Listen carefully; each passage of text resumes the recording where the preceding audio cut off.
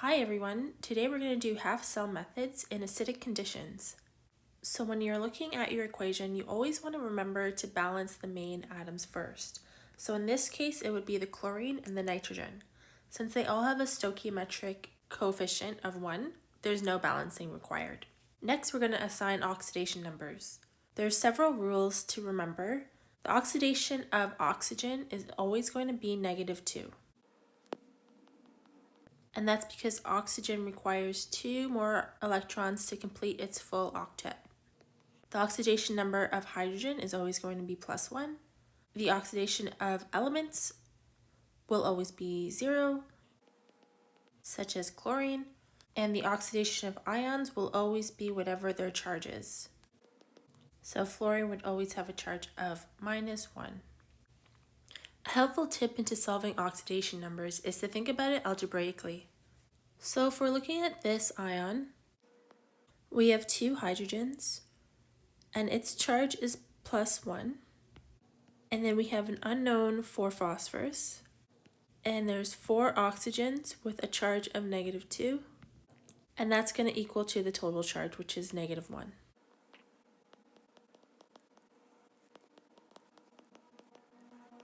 So in this case, we get x equals 5.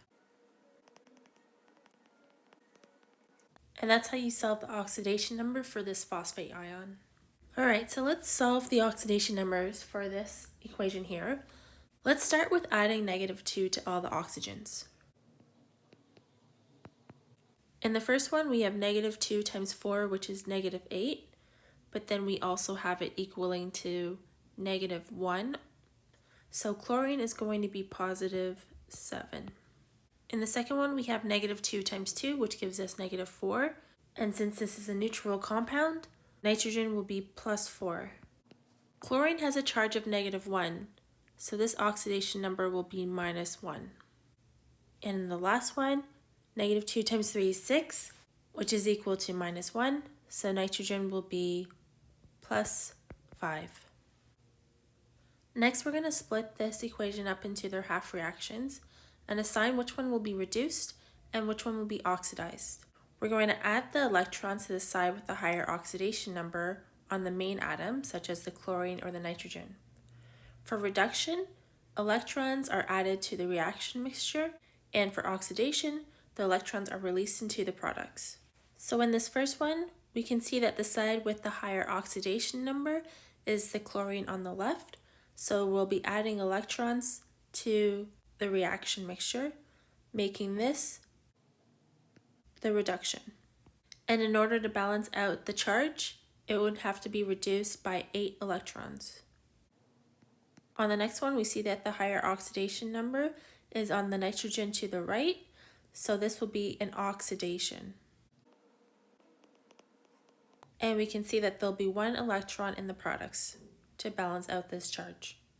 Next, we're going to balance out the oxygens, and to do that, we're going to add water. In the redox reaction, we see that we have 4 oxygens, so that means we'll have to add 4 water molecules.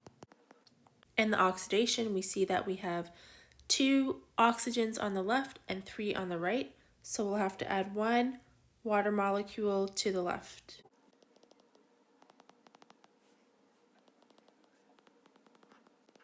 Next, we'll have to balance the hydrogen atoms by adding H+ ions.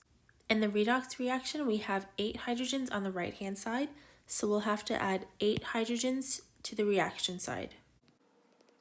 In the oxidation, we have 2 hydrogens on the left-hand side, so we'll have to add 2 hydrogen ions to the right-hand side. The next step is balancing the charge.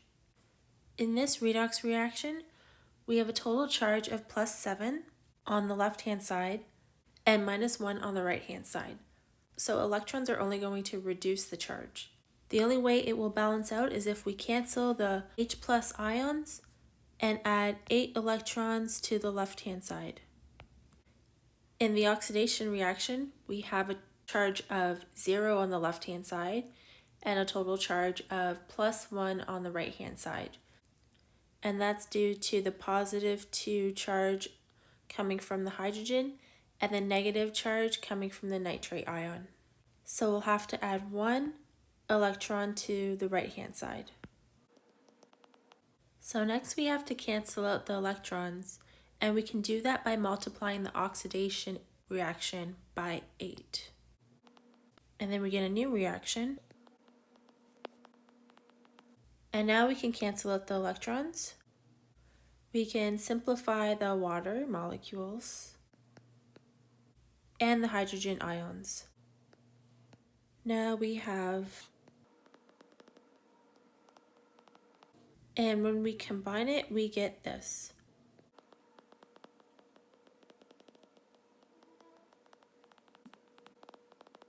Let's check to see if this is correct. On the left-hand side, we have 1 chlorine, and on the right-hand side, we have 1 chlorine. So that's balanced. On the left-hand side, we have 8 nitrogens, and on the right-hand side, we have 8 nitrogens. On the left-hand side, we have 8 hydrogens, and on the right-hand side, we have 8 hydrogens. For oxygen, on the left-hand side, we have 24, and on the right-hand side, we have 24. So this is our complete reaction. So let's do a recap. We started off by balancing the main atoms.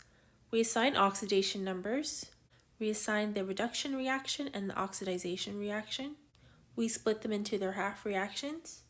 We balanced the oxygens, the hydrogens, the charges. Then we balanced the electrons. We simplified and combined, and we checked our results. So let's quickly work through this one. I want to check to make sure that my main atoms are balanced, and they look like they are. So now I'm going to assign the oxidation numbers to oxygen and to the rest.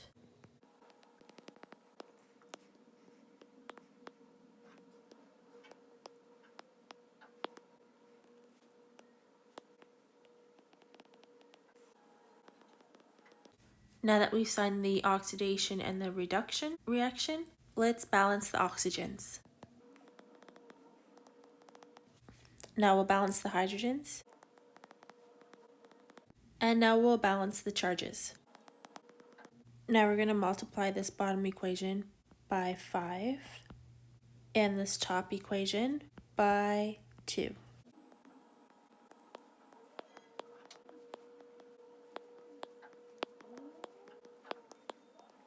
Now we can cancel out the electrons on both sides. We can reduce the water molecules. And we can reduce the hydrogen ions. So now let's combine these two reactions.